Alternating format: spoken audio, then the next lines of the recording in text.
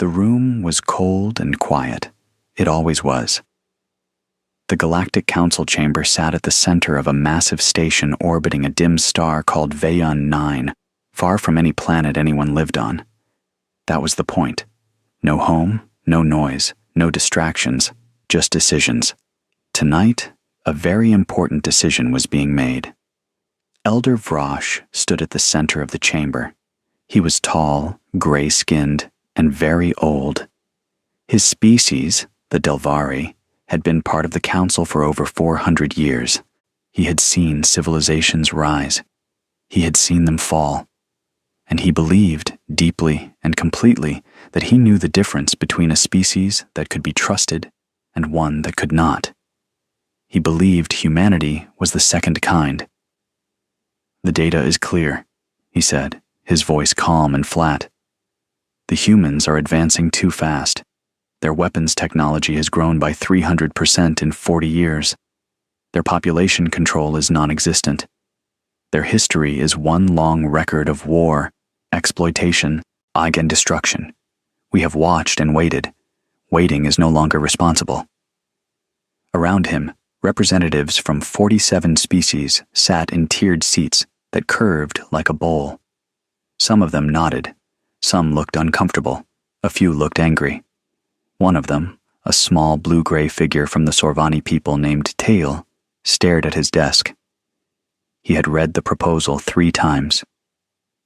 Resolution 7-Omega.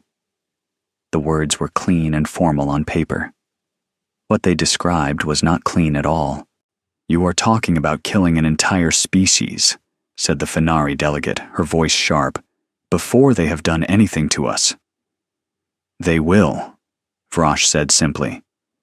"Every model confirms it, every projection. The only question is whether we act before or after they develop fold space drives. If we act after, we may not be able to act at all." The debate went on for 2 hours. It was polite. It was structured. It was horrifying in how normal it sounded. Words like threat mitigation and preemptive stabilization were used often. The word killing was not used at all. In the end, the vote was called. 31 species voted yes, 16 voted no. The resolution passed. Tail did not vote yes. He sat very still after the result was announced. He watched Elder Vrosh accept the outcome with a small, satisfied nod. He watched the chamber begin to empty. Then he reached under his desk and picked up a small silver data shard he had prepared 3 days ago and put it in his coat pocket. He stood up, walked to the exit at a normal speed, and did not look back. He had a transit pod to catch. On the other side of the galaxy, it was late at night in Seoul. Yuna had been working for 11 hours. She was the head of intelligence at the UN Deep Space Listening Array, a facility buried 2 levels underground in a quiet part of the city. Most people who lived above it had no idea it was there. That was also the point. She was drinking cold coffee and reading through signal data when she noticed something wrong. The alien comm traffic had gone silent. Not quiet, not reduced. Silent. Every monitored channel, every known frequency used by the species the Council had contact with, all of it. Nothing. She checked her instruments. She ran a diagnostic. She checked again. Nothing. Yuna had been doing this job for 9 years, and she knew what normal silence looked like. This was not normal silence. Normal silence had texture to it. Small background pulses, relay echoes, automated signals from navigation beacons. What she was seeing now was the silence of something that had been turned off on purpose. She pulled up a partial signal fragment she had caught 40 minutes ago. It had come in on a frequency they rarely monitored, lasted less than 2 seconds, and her system had flagged it as noise. She ran it through the decoder again, this time at a higher sensitivity.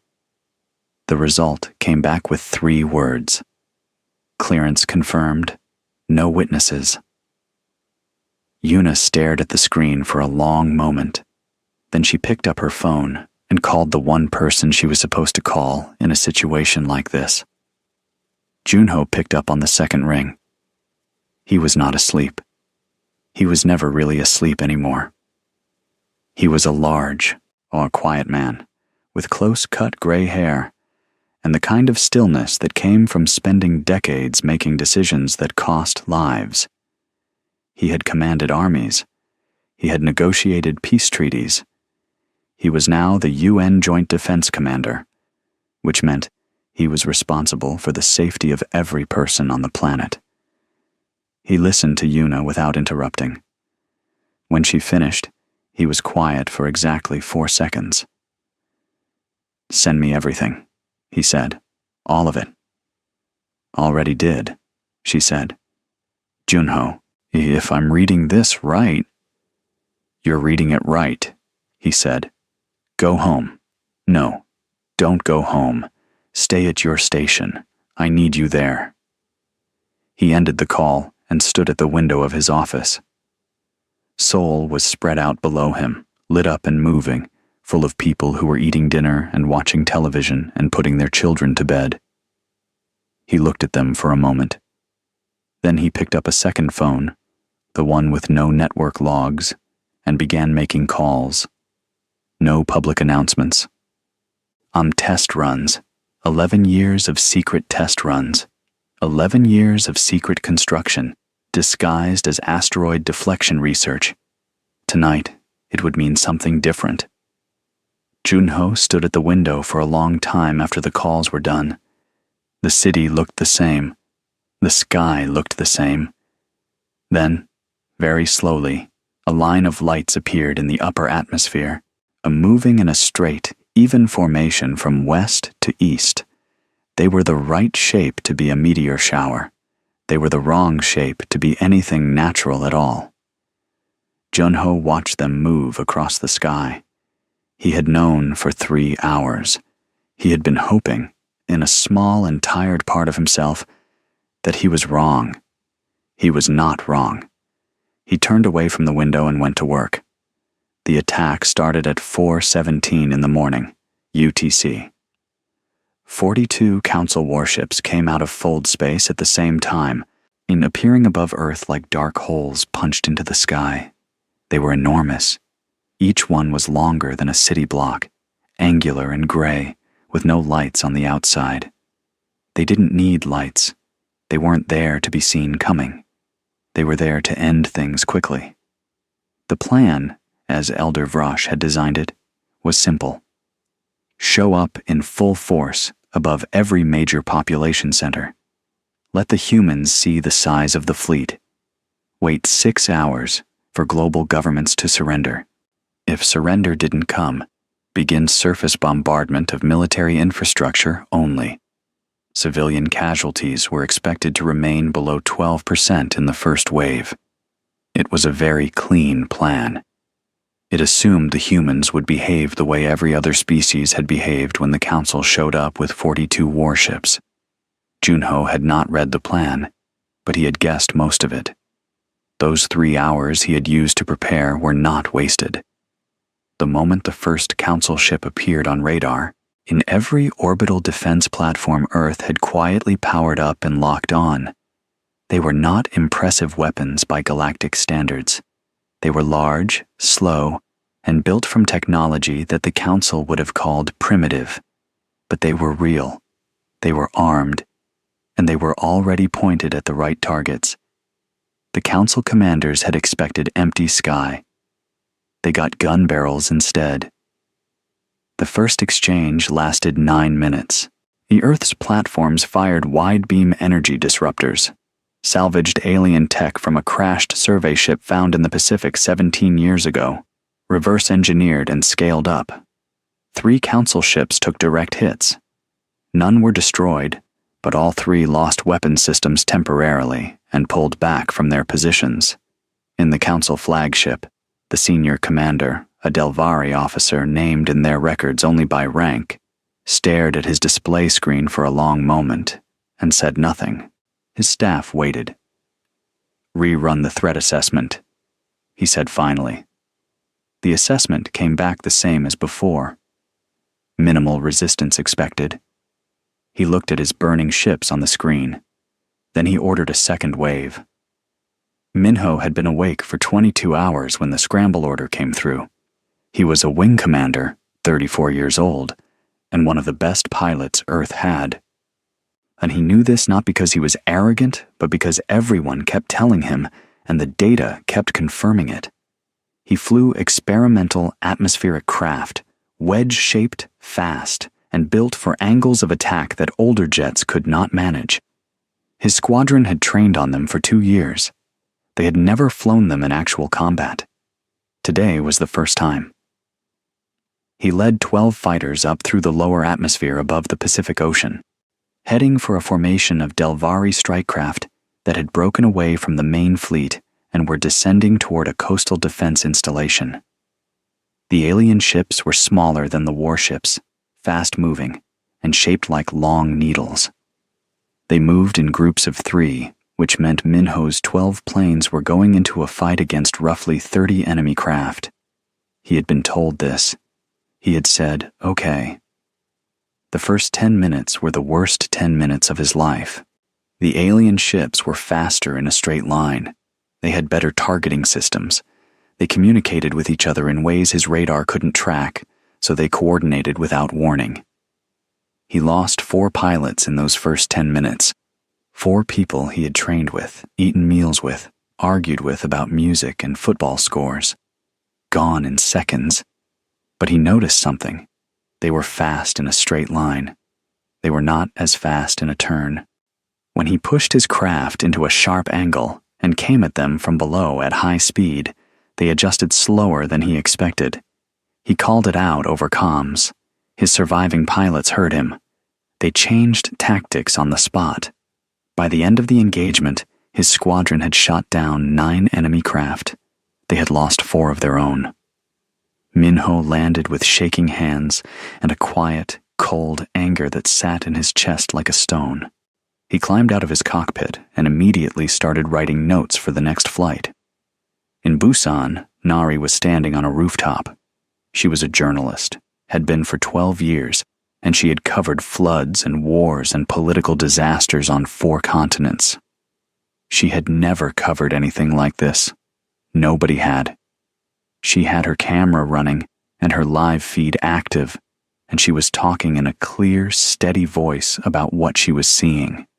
The lights in the sky, and the distant sounds of detonations over the ocean, the thin trails of smoke where something had fallen from orbit and burned up on the way down. She did not know, at that moment, that her feed was being intercepted. Tail had reached a neutral relay station at the edge of council space. He had plugged his data shard into the station's broadcast system, which was technically illegal under 4 separate council regulations. He didn't care. He found Nari's live signal, boosted it through the relay network, and pushed it out on every open frequency he could access. 216 species received the broadcast within the hour. Most of them had never seen a human being before. What they saw was a woman standing on a rooftop in the dark, speaking calmly while the sky above her was full of alien warships. She was not crying. She was not begging. She was describing what she saw with the exact same voice she would use to describe a weather pattern, and many of them found this deeply unusual. Junho's global broadcast came 90 minutes into the attack. It was not long. He stood in front of a camera in a plain gray room and spoke without notes. "We know why you came," he said. "We know who gave the order. We have the evidence, and we are not done." He turned off the camera and went back to his screens. In the council flagship, the senior commander received a damage report, read it twice, and sent a message back to the council. The message contained 4 words that had never appeared together in any report filed in connection with Resolution 7 Omega: resistance greater than modeled. In the council chamber, someone read the message out loud. A long silence followed. Then someone quietly asked how long the humans were expected to last. No one answered. That was the part that bothered people most. Not the question, but the silence where the answer was supposed to be. By the end of the third day, Earth had taken serious damage. 14 coastal installations were offline. 2 orbital platforms had been destroyed. Power grids across parts of Europe and Southeast Asia were running on backup systems. Field hospitals had been set up in schools and community centers. Food and water distribution was being managed by the military in 7 countries. The casualty numbers were real and they were painful, and Junho read every report that came across his desk. He read them, and then he kept working, because the Council fleet had also taken damage. More damage, in fact, than their own models had said was possible at this stage. Their projection had put Earth's military resistance at roughly 36 hours before full collapse. They were now on hour 72. The fleet had lost 11 ships, not disabled, not retreating, gone. Earth's orbital platforms and Minho's growing network of atmospheric fighter wings had accounted for most of them. And the Council commanders had expected a quick, clean operation. What they had gotten instead was a planet that seemed to get more creative and more dangerous the longer the fight went on. The change that mattered most came from a basement in Switzerland. Hein had not slept in 40 hours. She was the lead weapons engineer on what the UN called Project Anchor, which had been the official name for the secret orbital defense program. She was brilliant in the way that very few people are, not just smart, but able to look at something broken or unfamiliar and immediately understand what it was trying to do and how to make it do something else. 3 days into the attack, a Delvari strike craft had been brought down, mostly intact in a field outside Lyon, France. It had been recovered and flown to her facility within 6 hours. She had taken it apart in 12. What she found inside the drive system was a flaw. Not a design flaw exactly. More like a constraint. The fold space drives that the Council ships used to travel between stars worked by generating a specific resonance frequency in the fabric of local space. They were carefully calibrated. If that frequency was disrupted by an external matching signal, the drive would not fail gradually. It would collapse all at once. She built an emitter from salvaged components, a repurposed particle accelerator array, and a cooling system she pulled from an industrial refrigeration unit in a food storage facility nearby. It was ugly. It barely fit in the room. She ran 3 tests, and it nearly melted twice. On the 4th test, she pointed it at 3 Council warships in low orbit and fired. All 3 ships came apart at the same time. Hein watched it on her monitor screen, standing very still. One of her assistants made a noise that was not quite a word. She wrote down the frequency settings that had worked, circled the number twice, and said, "Again, let's build 3 more." While Hein was working in Switzerland, Yuna was working in Seoul. She had maintained contact with Tail through the neutral relay station, communicating in short, encrypted bursts that were hard to trace. He had been sending her pieces of the full resolution 7 Omega file in small sections to avoid triggering the Council's monitoring systems. By the 3rd day, she had all of it. She read through it carefully, twice. Then she read the internal memo at the end, a note written by Elder Vrosh himself, attached to the resolution before the vote. It was not written in the careful political language of the rest of the document. It was direct and personal and clearly meant only for Council members. It said, "Humanity must not be allowed to reach the stars. Not because they are weak, because they are not." Yuna sat with that sentence for a long time. Then she forwarded the complete file to Junho and to Suho, the Secretary General of the United Earth Assembly, along with a single line of her own. They knew exactly what they were doing. Here is the proof. Suho was not a military man. He had been a diplomat for 30 years and a politician for 10 years before that. He was careful with words, slow to speak, and very hard to surprise. He read the file in his office with 2 of his senior advisors present.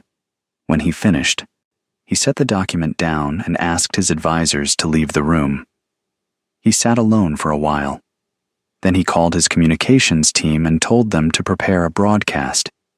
He did not raise his voice once during the broadcast. He read the key sections of the resolution clearly, translated into every major language simultaneously. He showed the vote count. He showed Vrosh's memo. He let the words speak for themselves. His own commentary was minimal. When he was done, he simply said, "The people of Earth did not start this. We will finish it." He turned off the camera. Nari's continued broadcasts, now reaching over 200 species through Tail's relay work, had already made the attack visible to the galaxy. Suho's broadcast made the reason for the attack visible too. The effect was significant. Several neutral civilizations that had been staying quiet began making very loud public statements demanding that the Council explain itself. The 16 species that had voted against Resolution 7 Omega began moving procedural motions inside the Council to suspend the operation. And in the Council chamber, the second vote on sending reinforcements was called. Elder Vrosh argued for it. He was calm and logical and presented his data carefully. The vote passed by 24 to 23. A month ago, it had been 31 to 16. Elder Vrosh looked at the result and understood what the number meant, and he said nothing and showed nothing on his face. But he understood. Meanwhile, Minho had developed new attack patterns, sharp gravity-assisted runs that pulled his fighters into fast descending arcs that the alien strike craft couldn't track quickly enough. He had also started training new pilots on a rolling basis, pulling anyone with simulator hours and enough nerve, cycling them through live combat experience as fast as he could. His losses were real. Every day he knew someone who was not coming back. But every day, the number of Council ships in the sky was also smaller. Hein looked at her instruments late that night. 39 warships remaining in Earth orbit. She thought about the 3 that had come apart above Europe that afternoon. She wiped the grease off her hands, sat down, and started drawing the schematics for the next emitter. 0 was a better number than 39. She intended to get there. On the 8th day, Ingenio made a decision that no Earth commander had ever made before. He stopped defending. He attacked. It was not a decision he made lightly. He had spent the previous 2 days going over every piece of data Yuna had pulled from Tail's file. Fleet positions, communication patterns, the fold space coordinates the Council ships used to stay in formation. It was detailed information. Tail had been careful and thorough. Junho studied it the way he had studied every battlefield in his career, looking for the place where the enemy was most confident, because that was almost always the place where they were least careful. The Council flagship sat at the center of the fleet's formation, approximately 40,000 kilometers above the equator. It was the largest ship, 3 times the size of any other vessel in the fleet, and it was the most heavily shielded. The Council commanders had positioned it there deliberately. It was out of range of Earth's ground-based weapons. It was surrounded by escort ships on all sides. It was, by design, untouchable. Junho decided to touch it anyway. The plan had 3 parts. First, Hein's resonance emitters, she had 4 operational now, would fire simultaneously at the escort ships nearest to the flagship, creating a gap in the defensive ring. Second, Minho's fighter wings would push through that gap and hit the flagship's external weapon systems directly, stripping its ability to fire back. Third, our Earth's remaining orbital platforms would take a coordinated shot using a weapon that had not been used yet: the mass driver. It was the oldest and simplest weapon on Earth's list. At its core, it was just a very large electromagnetic rail mounted on the largest orbital platform, originally designed to hurl payloads at incoming asteroids and redirect them. It could accelerate a solid metal projectile to 0.3% the speed of light. It had no guidance system beyond the initial aim. Once fired, the projectile could not be recalled, adjusted, or stopped. It was not a precision weapon. It was a statement. Yuna spent 14 hours calculating the exact shot. She had to account for the flagship's movement, the gravitational influence of the moon, the rotation of the platform, and the distance. She ran the calculation 60 times. Each time the answer was close, but not the same. She chose the result that appeared most often and forwarded it to Junho with a note that said, "This is as good as it gets. Your call." Junho looked at the number. Then he authorized the operation. The attack began at dawn, local time over the Pacific. The 4 resonance emitters fired together. 3 escort ships folded themselves apart instantly. A 4th lost all power and went dark, drifting sideways out of formation. The gap in the escort ring was roughly 8 seconds wide before the other ships began to close it. 8 seconds was enough. Minho led the strike himself. He had 19 fighters going in, and he knew not all of them were coming back. He had not told his pilots this because they already knew. He pushed his craft through the gap at maximum speed, angling in a steep descending arc toward the flagship's upper weapons array. Enemy strike craft came at them from 3 directions. It was loud and fast, and for the first 2 minutes it was very nearly a disaster. He lost 6 planes getting to the flagship, but he got there. His remaining 13 fighters hit the weapons array in a single coordinated pass, firing everything they had in one concentrated burst. The array exploded in a long line of secondary detonations, each one triggering the next, stripping the flagship's upper half completely bare. The flagship returned fire from its lower systems. Minho's craft took a direct hit, losing his right engine and half his control surfaces. He managed to keep the plane level by sheer experience, pulling it into a wide, flat glide. His co-pilot, a young woman who had been flying combat missions for only 5 days, was killed by the blast. Minho flew the plane back to base with one engine and both hands steady on the controls. He did not speak on the comm channel for the entire return flight. The orbital platforms had been watching all of this on their targeting systems. The moment the flagship's weapons were confirmed down, Junho said one word to the platform operator. "Fire." The mass driver made almost no noise. The platform shuddered slightly, like a door closing too hard. The projectile, a solid tungsten rod 2 meters long, crossed 40,000 kilometers in just over 30 seconds. It did not destroy the flagship. It was never meant to. It hit the drive section at the rear of the ship with the force of a small volcanic eruption. The drives failed completely. The hull cracked in 6 places at once. Internal atmosphere vented out in long white jets that looked from a distance like the ship was breathing out. Every system on the flagship went dark at the same time. The ship began a slow, uncontrolled drift, pulled gradually toward Earth's atmosphere by gravity.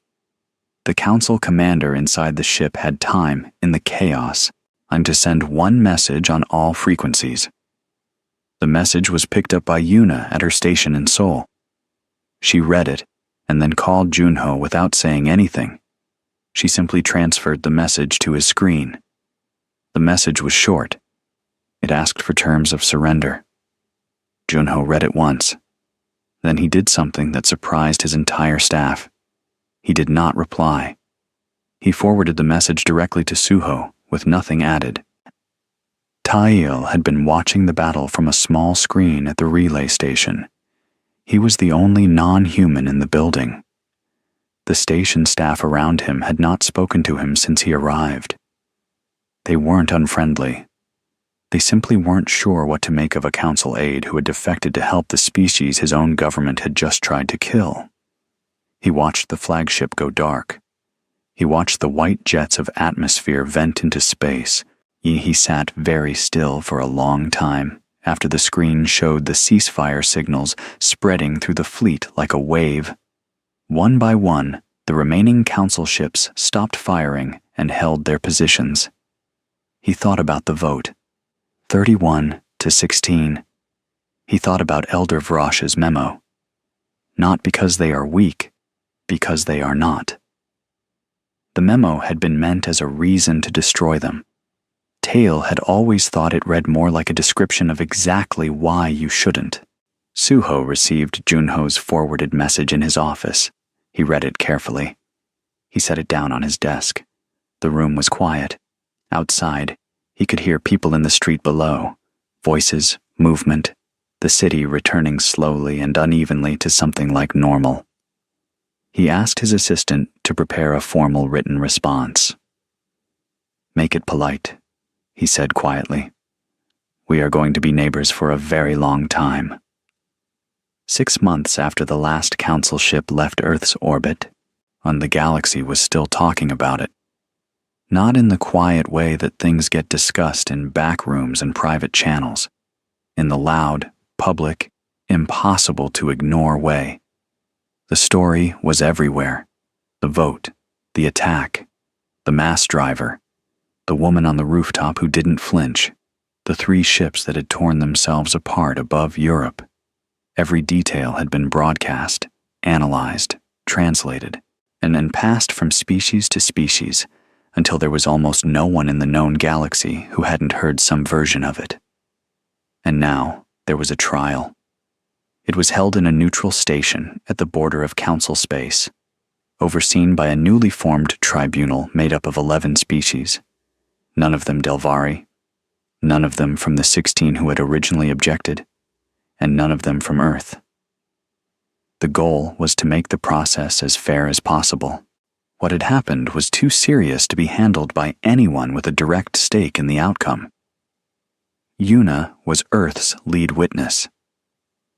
She arrived at the station in a plain gray suit, carrying a data case with every piece of evidence she and Teal had assembled over the previous 6 months. The full resolution, the vote record, the internal communications, the original threat assessment documents, and Elder Vrosh's memo. She had organized the material with the same quiet precision she used at her listening station, and she presented it the same way, clearly, completely, and without drama. She did not raise her voice during her testimony. She did not need to. The tribunal asked her questions for 2 full days. She answered each one directly. When they showed her documents that the council's legal team tried to use to reframe the resolution as a defensive measure, she walked through the language line by line and showed why each claim was false. She was not unkind about it. She was simply thorough. By the end of the 2nd day, the council's legal team had stopped interrupting her. Elder Vrosh was present for all of it. He sat at his designated position and watched. His expression did not change much. He was a very old political creature, and he had spent centuries learning how to show nothing on his face. But on the 2nd day, when Yuna read his own memo aloud in the chamber, not because they are weak, because they are not, something moved behind his eyes. Not guilt, exactly. Something more like the recognition that a thing he had written in private was now part of the permanent record of history, and that it did not reflect well on him. The tribunal's ruling came 3 weeks later. Elder Vrosh was formally removed from his position and barred from council participation. 12 species faced official sanctions, with a structured process for reparations to Earth to be determined over the following 5 years. The Delvari were required to formally acknowledge Resolution 7 Omega in all official records, clearly labeled as what it was, an attempt at species extermination, not a defensive action. The day the ruling was announced, Nari was present in the chamber. She had been credentialed as a press representative. She recorded everything, as she always did. She did not editorialize. She did not need to. Tom. 1 week after the ruling, Suho stood before the full Galactic Assembly. The 16 species that had voted against the attack had formally proposed that Earth be admitted as a full member, not a monitored civilization, not a probationary state, a full sovereign voice, equal to any other in the chamber. The proposal had passed with enough support that the result was not really in doubt by the time the vote was called. 51 species voted in favor. 9 abstained. 3 objected, and Suho had watched the count with calm, patient eyes. His acceptance speech lasted 4 minutes. He thanked the species that had voted against the attack when it was politically difficult to do so.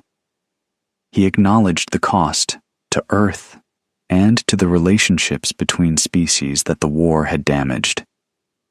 He spoke briefly about what Earth intended to contribute to the assembly going forward in clear and practical terms. He said nothing about what had been done to them. He did not describe the damage or the losses or the hospitals that had been converted from schools. He didn't list the pilots who hadn't come back or the cities that were still being rebuilt. He had decided, in the weeks between the ruling and the speech, that those things did not belong in that room. They belonged to the people they had happened to. What he said, near the end, was this: "We came to the stars later than many of you. We arrive having already learned what it costs to be in a war with a neighbor. We do not intend to forget that." Several observers from neutral species noted afterward that the speech was, in its restraint, more unsettling to the guilty parties than anger would have been. Anger could be dismissed. 4 minutes of calm could not. Haiein's research team had grown to include 47 scientists from 3 species, and including several Sorvani engineers who had quietly reached out after the trial. They were working on the fold space drive problem from both directions, Earth's theoretical models, and the recovered Delvari technology, and the progress was faster than anyone had predicted. Hein spent most of her days in a workshop that smelled like burned wiring and cold coffee. She was happy. Minho returned to flight 2 months after the war. He had spent those 2 months doing very little. He had read books, walked along the Han River, and visited the families of the people he had lost. He had not talked much during that time. The people who knew him understood that this was how he processed things, and they left him alone. When he came back, he was assigned as the first human escort pilot for a diplomatic convoy leaving the solar system, a Sorvani vessel heading to a trade summit 3 star systems away. He flew in formation off its starboard side through the transit and back. And he found, somewhere in that long, quiet stretch of space, that he still loved flying more than anything else. He had been afraid, coming back, that the war would have taken that from him. It hadn't. Nari finished editing her documentary in a small apartment in Seoul. The final cut ran to 4 hours and 20 minutes and covered the entire war from the council vote to the tribunal ruling. She had footage from the rooftop in Busan, from Junho's emergency broadcasts, and from Minho's cockpit camera, from the relay station where Tail had watched the battle on a small screen alone. She had testimony from survivors on every continent.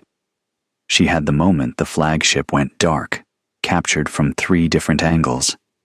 She called it, "We Were Here." It was watched by an estimated 4 trillion beings across the galaxy in the first month of its release.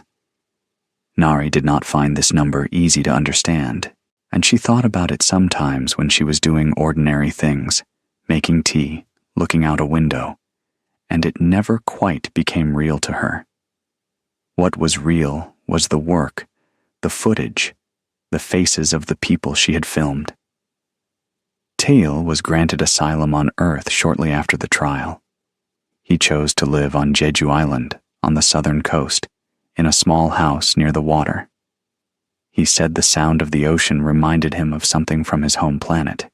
He couldn't explain it more specifically than that. Something in the rhythm of it. He had occasional nightmares about the vote. He had made his choice, and he did not regret it. But the memory of sitting in that chamber and watching 31 hands go up stayed with him in the way that certain things do. Not always painful, but always present. He was learning Korean. It was a difficult language for his speech apparatus. He was making slow and determined progress. And Junho, in his office late at night, was writing. Not reports, not strategy documents. A framework. The first draft of what would eventually become Earth's proposal for an interstellar mutual defense treaty, a structured agreement between willing species to maintain shared early warning systems, establish clear protocols for conflict resolution, and commit to transparency in military development. It was dense, careful work. It drew on 30 years of his own experience in international security, and it drew on everything he had learned in the past 6 months about how fast things could go wrong when there were no systems in place to catch them. He was not writing it because humanity was afraid. He was writing it because that was what responsible powers did. They built the structures that made the next war less likely. They did the slow, unglamorous work that didn't make documentaries or get remembered in history books the way battles did. He worked until close to midnight, then stopped and stood at his window. The city was lit up below him, same as always. And in the sky above it, moving in a slow and steady arc from west to east, were lights, human ships, the new generation, heading out past the moon, past the edge of the solar system, out into the dark. They had come to stop this from happening. They had voted and calculated and sent 42 warships to make sure humanity never reached those stars. Instead, and they had handed humanity every reason to run straight toward them. Junho watched the lights until they disappeared past the horizon. Then he turned around, sat down, and kept writing.